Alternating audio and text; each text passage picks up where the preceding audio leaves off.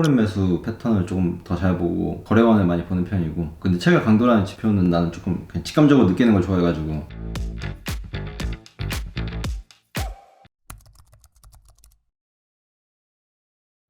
안녕하세요. 안녕하세요. 왔습니까? 네, 늦은 밤이네요. 시간이 11시요. 그래도 할 건 해야지. 요즘 유행어 할 건 해야지. 해야지 어떻게? 그치. 배우면 끝이 없다. 오늘은 수급에 대해서 이야기를 한번 해볼까 합니다. 수급은 진짜 자극적인 말이지. 얼마나 자극적이길래?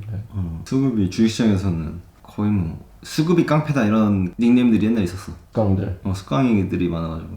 주식하면서 이제 수급이 중요하다 우리가 이런 얘기 많이 들어봤을 거 아니야. 근데 거기서 이제 기본적으로 이 수급이라는 거는 그 수요와 공급, 이 주식거래에서 중요한 기본적인 개념이잖아. 그 주식거래에서 공급은 우리가 매도할 수 있는 주식의 양을 이제 이야기한다라고 생각하면 되고, 수요는 매수할 의향이 있는 이제 주식의 양, 이걸 이제 주식시장에서 수요라고 생각하면 돼. 그러면 유의미한 수급이라는 표현은 보통 어떨 때 쓰는 거야?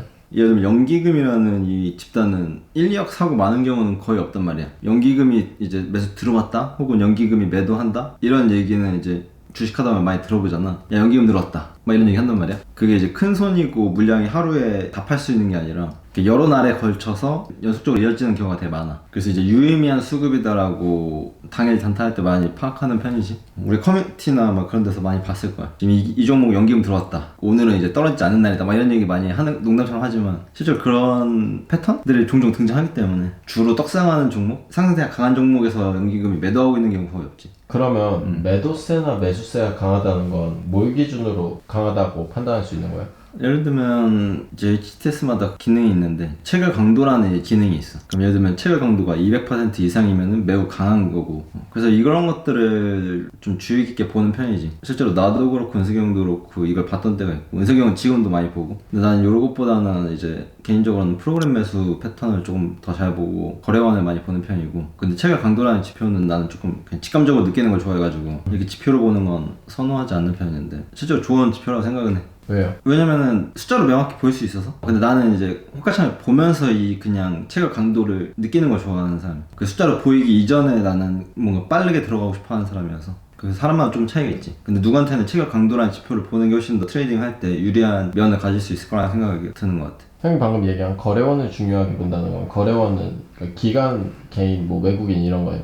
그건 이제 매매 동향이고, 거래원은 예를 들면은 뭐 모건스탠리 증권 뭐 이런 특정 창구들 있잖아. 한국투자증권, 뭐 KB증권 이런 창구별 자주 보이는 패턴들이 있어. 그럼 보통 그건 어떻게 활용해?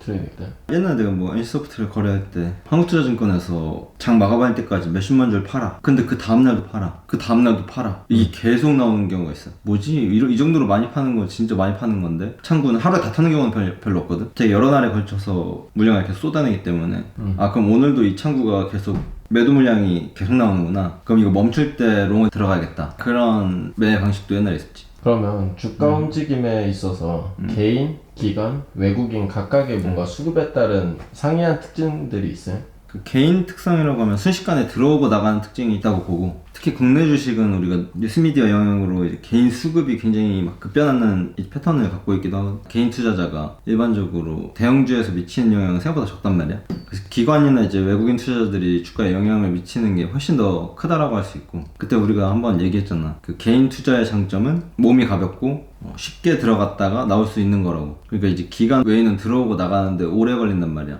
그 말은 연속성이 있다는 거야. 기관 외인이 들어오는 거는 하루에 끝나는 게 아니라 연속성이 있다는 거야. 그러면 형은 보통 어떤 수급을 제일 유의미하게 활용해요? 기본적으로 개인이 사고 파는지, 내가 롱을 잡고 있으면 개인이 팔고 있는 게 좋은 거고, 숏을 잡고 있으면 개인이 매수해주고 있는 게 좋은 거고, 개인이랑 반대로 가는 거야 1차적으로. 왜요? 항상 추세적으로 잘 오르는 종목은 개인들이 팔고 있고, 추세적으로 잘 내리는 종목은 개인이 사고 있어. 그래서 상방을 보고 있는데 개인이 매수하고 있다? 이러면은 약간 꺼려져. 그리고 또 기관 외국인, 연기금, 그리고 또 투신, 매매 동향을 조금 잘 살피려고 하는 것 같고, 그리고 또 추가적으로 본다 그러면 프로그램 매수? 그냥 특정 창구에 이제 일정한 매수 매도 패턴들? 그런 것들을 좀 보는 것 같지. 근데 그럼 기관 수급에서 어떤 기관의 수급인지를 파악하는 것도 중요한 부분인가? 이거는 수급을 본다 그러면 되게 중요한 부분이라고 생각하고, 키움증권에서는 내가 알기로 종목 그 매매 동향은 0796 창이고, 그 코스피 전체 매매 동향 그 창은 0784. 그럼 아까 얘기한 뭔가 프로그램 매매라는 건 뭐예요? 기간 이제 외국인들이 주문 넣을 때 이제 특정 패턴이 있단 말이야. 그러니까 모두가 이제 손으로 사고 파는 경우는 생각보다 많이 없어. 예를 들어서 펀드 매니저가 주문을 트레이더한테 요청해. 그럼 트레이더가 뭐 하루에 6,000주를 팔아주세요. 이러면은 자동으로 뭐 1시간마다 1,000주를 판다. 이런 식으로 주문을 넣는 거야. 그럼 이게 뭐 자동으로 이제 팔리게끔 해놓는 경우가 많고.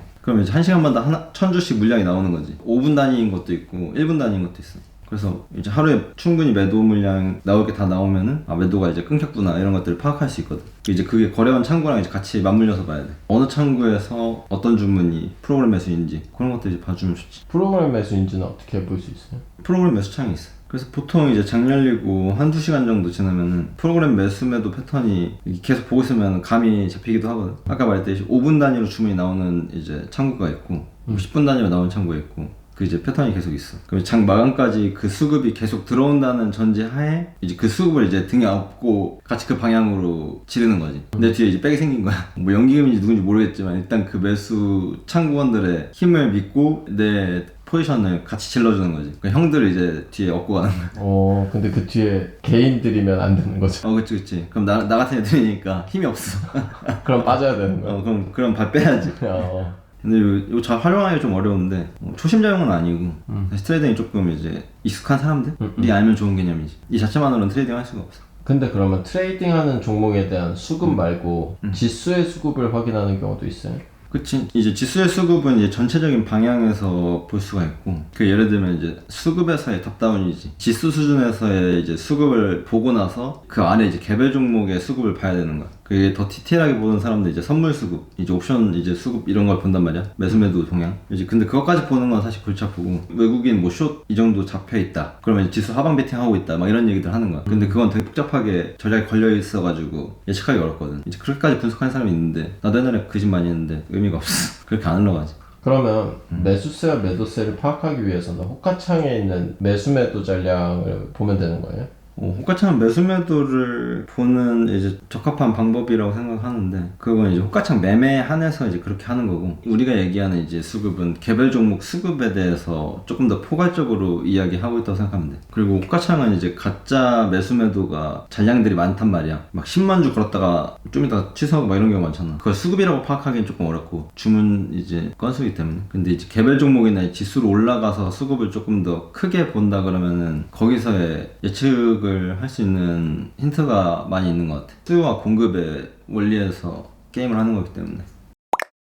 알겠습니다. 네, 시간이 늦었는데 감사합니다. 고생했습니다. 아닙니다. 네, 다음 시간에 뵐게요. 안녕. 안녕.